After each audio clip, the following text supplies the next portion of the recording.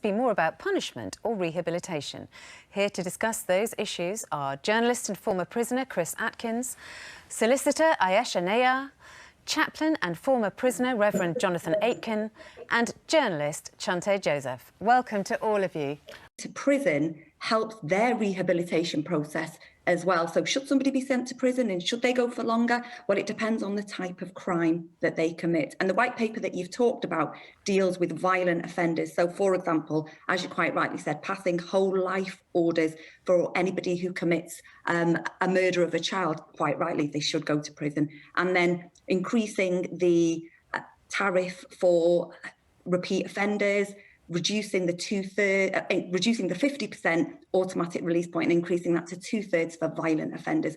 So from my perspective, longer sentences do work for violent offenders. So, Chris, you spent time in prison for fraud. I suppose there's two parts to the questions. Firstly, do you think that you, by spending time in prison, you paid your reparation?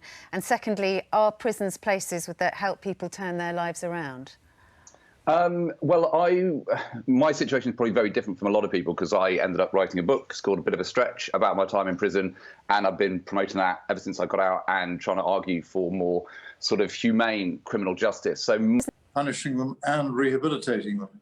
And there are some new ideas in this white paper, such as problem-solving courts, which are very widespread in North America, hardly begun at all. Reverend Jonathan, we're running out of time, and I really want to try and get the others in. There's a funny sort of hand popping into your screen as well. I noticed. People might notice that at home. Chris, can you be rehabilitated in prison? Not at the moment. But what about you? You've done well. I'm the exception that proves the rule. So I've got a book out, I've got a podcast where I interview ex-prisoners, but a huge number of prisoners are mentally ill, and they're addicted to drugs, and that is the root cause of their offending. Prison does nothing for them other than lock them in a box for 23 hours a day and not give them any treatment whatsoever. The only treatment they can get is drugs, which they can buy, so they self-medicate, and that perpetuates. You talk about repeat offenders. Well, that's why we have repeat offenders, because prison is doing nothing for them. Last question to Chante. Sorry, Chris. Last question to Chante. What is the best way of getting prisoners getting criminals off the street and keeping the public safe?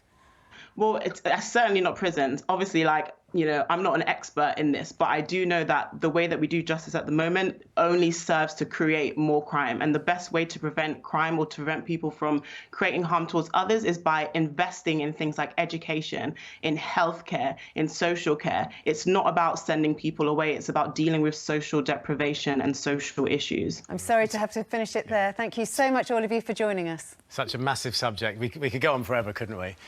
Still to come on Sunday Morning Live, we'll hear how one building in northwest London transformed the local area and how its influence is now spreading across the world during lockdown.